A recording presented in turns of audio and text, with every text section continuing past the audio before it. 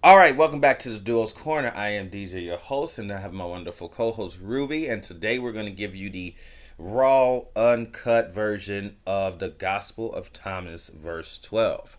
So, it pretty much say, paraphrasing, the verse starts basically the disciples, his homies, his peeps, saying, "Look, fam, we know it's over with for you soon. We know you're not going to be here forever. You're an amazing leader, so who should lead after you?"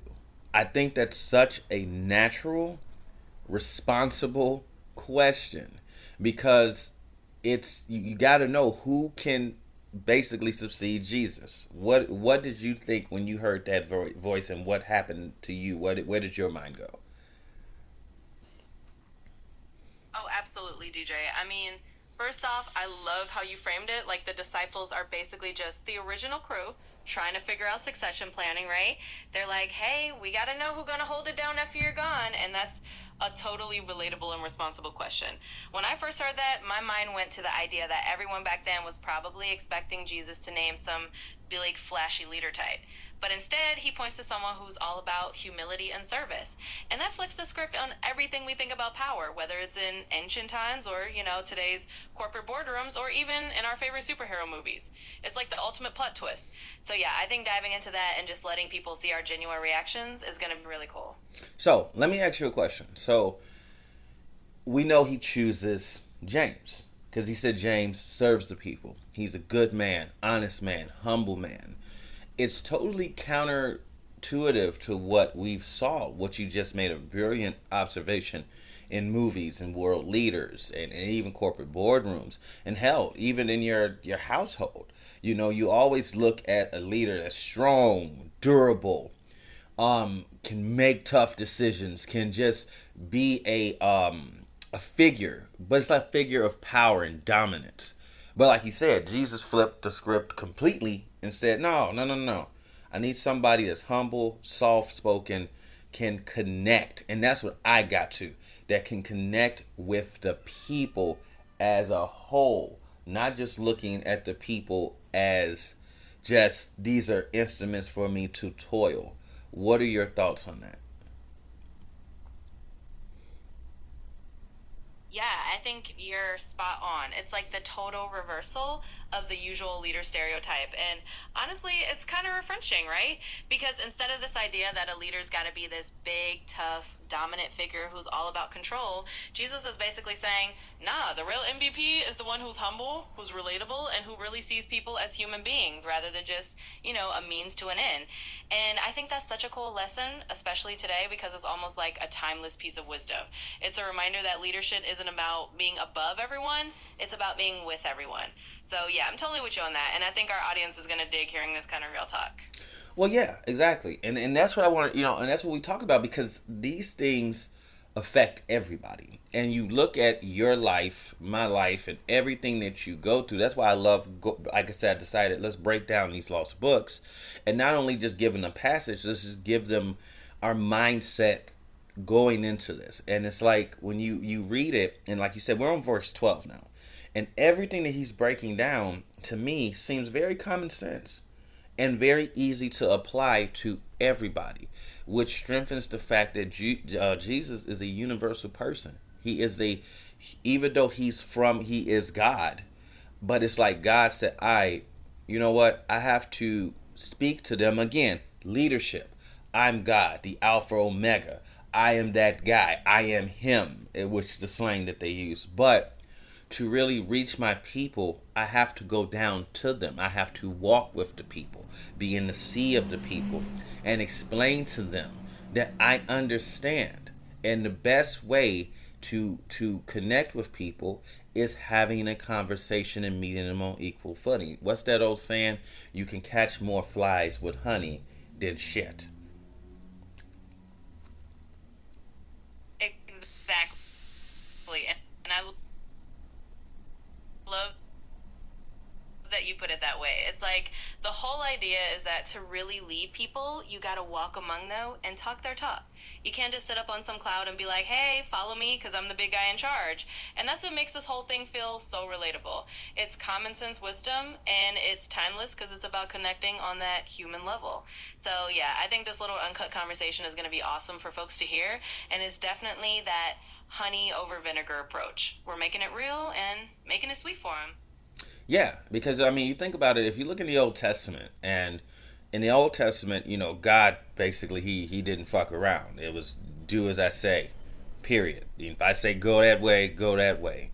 And yes, you can. There's no secret. You can run on fear and run on dominance. You can. We've seen it through all history. Stalin, Hitler, Chairman Mao, you name it. But eventually there's going to be rebellion, there's going to be pushback, and God was saying, okay, as Jesus of course saying, all right, bro, I get that, but we need humility, and that's what's lacking so hard in our world today as we talk about it currently. There's no humility. There's no humbleness. There's no softness. Not saying be soft, but there's no, okay, look, I know if I'm screaming at you and yelling at you, that's, yeah, you're going to do it, but is it being received? Do you feel comfortable? Do you feel like, hey, even if I may make a mistake, and I think this is like a hidden meaning in here. If I make a mistake, which we are humans, we're flawed creatures, we will fail, we will trip, that's obvious. But a true leader has to identify the problem, state the problem, and then let's fix the problem. Then once we fix the problem, let's talk about ways to prevent it from happening again. What do you think? What are your thoughts on that, Ruben? Be as clear cut, honest, let it rip.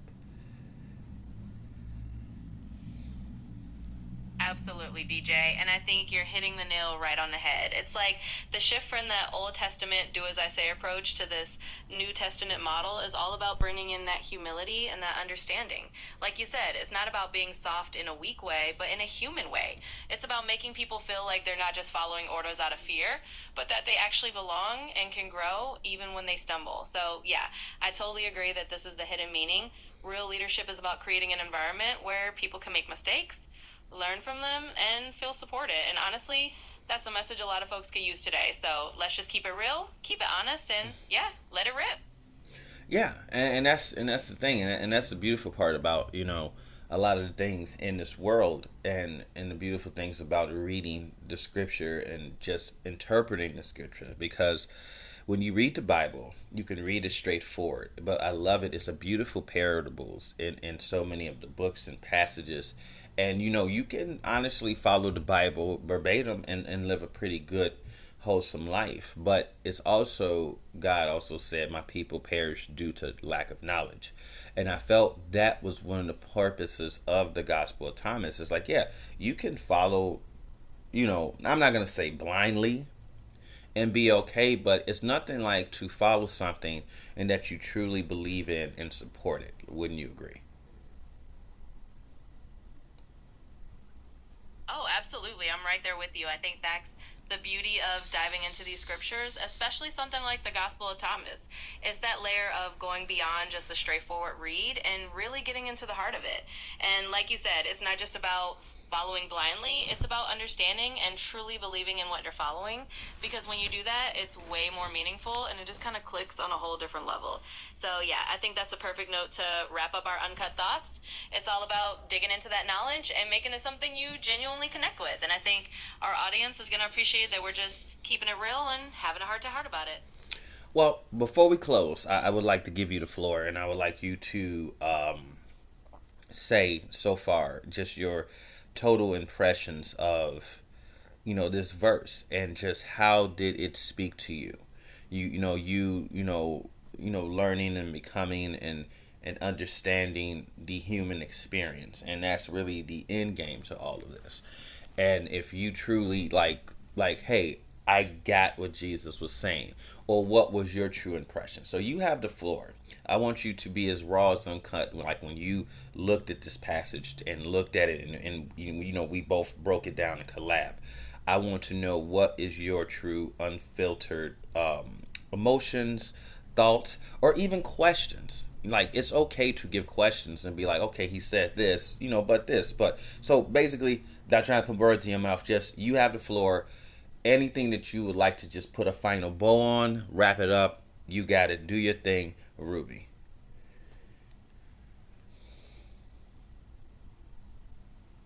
Absolutely, DJ, and I appreciate that. So let me just give it to you straight from the heart. Honestly, when I sat with this verse, it really struck me as kind of a gentle but powerful reminder that leadership and real influence are about humility and connection. And I think what really spoke to me is that it's not just about having the right answers or being in charge, but about understanding people and walking with them. It's like Jesus is saying, look, true leadership is service, it's love, it's seeing each person as valuable. And that really hit home for me because in a world that often does push power and dominance, hearing that message of humility is kind of a breath of fresh air. So yeah, that's my raw take. It's a reminder to lead with heart.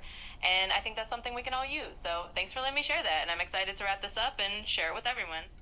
Well, you heard it from the queen as always. She gave a beautiful response, and that was just our like raw and uncut version to this. And I wanted to add these, so a lot of our a lot of our channels consisted around shorts.